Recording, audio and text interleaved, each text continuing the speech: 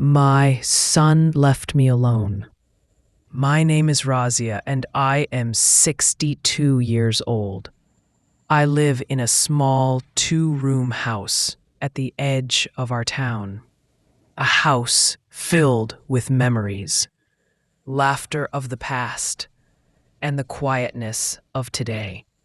If you came to my home, you would see two things everywhere: dust on the furniture and photographs of my son, Ian.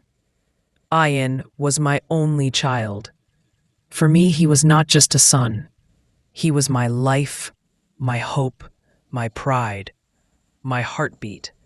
His father passed away when Ian was only 8. I raised him alone, cleaning houses, doing stitching work, cooking for families, anything I could do to earn enough money to feed us. Every day was a test, but every time I saw his smile, I felt strong again. Ian was a bright child. He studied under streetlights, helped me buy vegetables, and promised me again and again, "Ami, one day I will earn so much that you will never work again." I believed him. Every mother believes her child's promises. The boy who dreamed big, Ayan, was always different from other children. While others played, he dreamed. He wanted to work in a big company in a big city. Whenever he saw airplanes flying over our house, he would say, "One day, Ami, I will sit in that plane. I will take you with me." I would smile and say, "First, grow up and finish your studies." Years passed. He finished school with top marks. I stitched clothes day and night to pay his college fees. Some days I didn't eat properly, but I always made sure he had enough. Because a mother's heart knows only giving. The first change. When Ayan got a job in the city, we both cried with joy. He hugged me tightly. "Ami, your sacrifices brought me here." I kissed his forehead and blessed him. I packed his clothes, ironed his shirts, and prayed endlessly for his future. But I didn't know that I was packing something else that day. The beginning of distance between us. At first, he called me every day. He told me about his office, his friends, his dreams. But slowly, the calls reduced. Day by day, week by week, month by month, my son slipped away from me like sand from fingers. Whenever I called him, he said, "Ummi, I am busy. Ummi, I will call you later. Ummi, I have a meeting. Ummi, I am tired." When he visited home for the first time after 8 months, something inside me broke. The moment he walked in, I felt like I was meeting a stranger. He hugged me, but the hug was rushed. He ate my food, but did not taste it. He smiled, but not from his heart. I kept asking myself, is this my son, or just a shadow of him? A mother's loneliness. The next time he visited was 1 year later. 1 year. A whole year without seeing the child I raised with every breath in my body. I kept telling myself, he has work. He will come. He will call.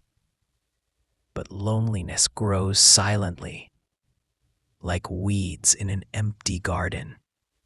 I started sitting outside the house every evening, watching the road like an old stray dog waiting for its owner. Neighbors asked, "Has Ian called?" I always lied and said, "Yes, yes, he is doing well." A mother hides her tears, even from herself. The truth I didn't expect. One afternoon, I received a message from an unknown number. "Your son is getting married next week." My hands froze. My breath stopped. My son? Getting married? Without telling me? I tried calling him again and again, but he didn't answer. Ian had left me out of the biggest moment of his life. Why? Why would a son hide such happiness from his own mother? The neighbors whispered, "Maybe she is old-fashioned. Maybe the girl didn't like her. Maybe he is embarrassed of his poor background."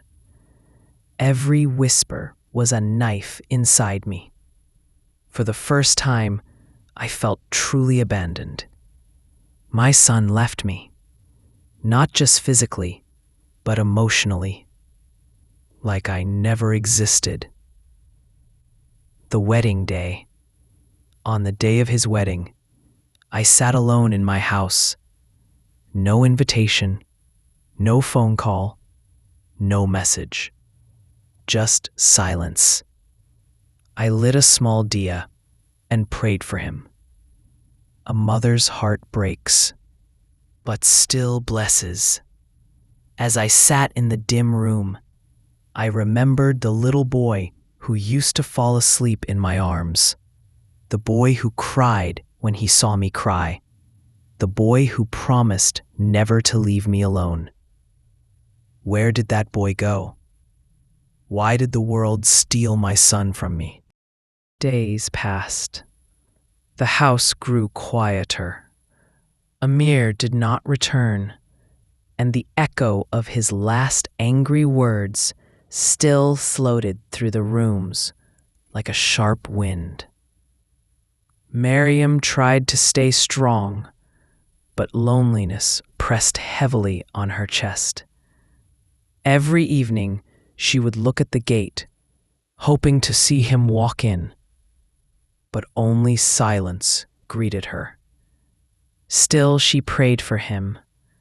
Still, she cooked his favorite dishes sometimes, just to remember the smell of happiness.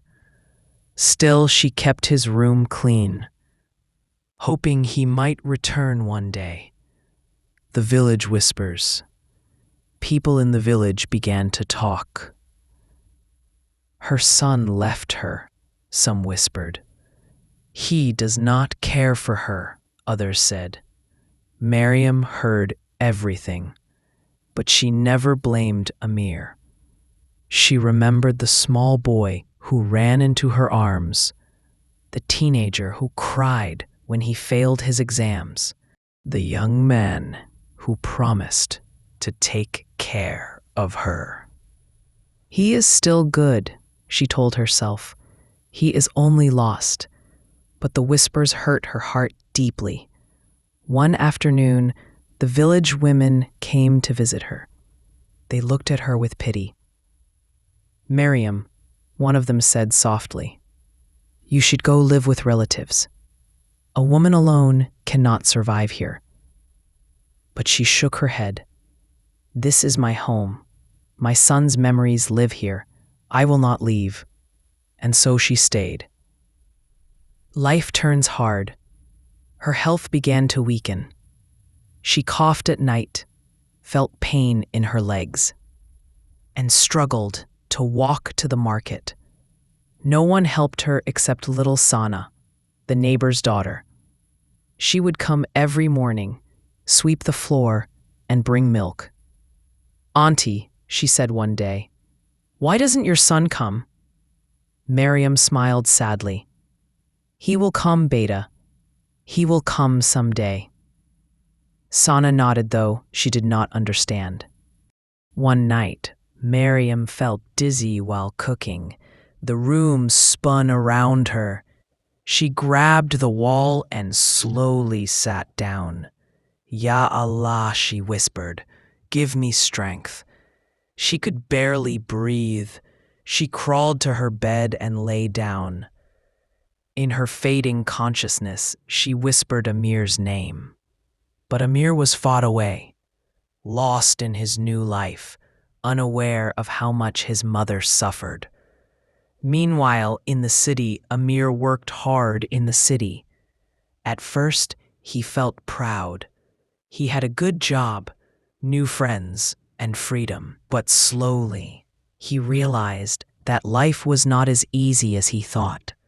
Bills piled up, rent was high, food was expensive. He worked long hours, and at night, he slept in a small, rented room with noise from the street keeping him awake. He missed home-cooked food. He missed the peaceful nights of his village. He missed his mother's gentle voice waking him up for school. But pride kept him from calling her. I left angrily. How can I return now? He told himself. Still, something inside him ached. A letter. One evening, Amir returned to his room and found a letter on the floor. It was from little Sana. He opened it quickly. Her writing was messy, but the words were clear. Amir Bhai, Auntie Mariam is very sick. She misses you. Please come back. His heart dropped. Cold fear ran through his body. He read the letter again and again. The weight of his guilt crushed him. Everything around him became blurry as he sat on his bed, trembling. What have I done? He whispered. Without wasting a second, he packed his small bag and rushed out to catch the next bus home. The return, the long journey, felt endless. Amir's hands shook.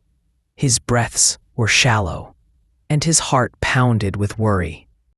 As the bus entered the familiar roads of his village, memories flooded him.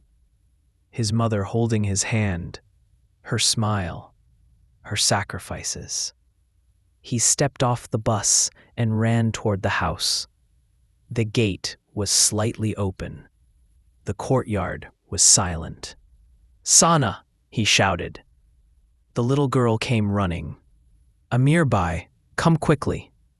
He rushed inside and saw his mother lying weak on the bed. Her face pale, her eyes closed. Mama. His voice cracked as he fell to his knees beside her. Her eyes slowly opened. For a moment, she thought it was a dream. Amir, she whispered. He broke down in tears and held her hand. Mama, I am so sorry. I left you. I was foolish. Please forgive me. A faint tear escaped her eyes. My son, you came back. She lifted her trembling hand and placed it on his head. No mother should live alone, she whispered. No mother should be abandoned. Amir cried like a child. I will never leave you again, Mama. I promise. I was blind, but now I understand. She smiled weakly. Allah brought you back. Healing Amir stayed.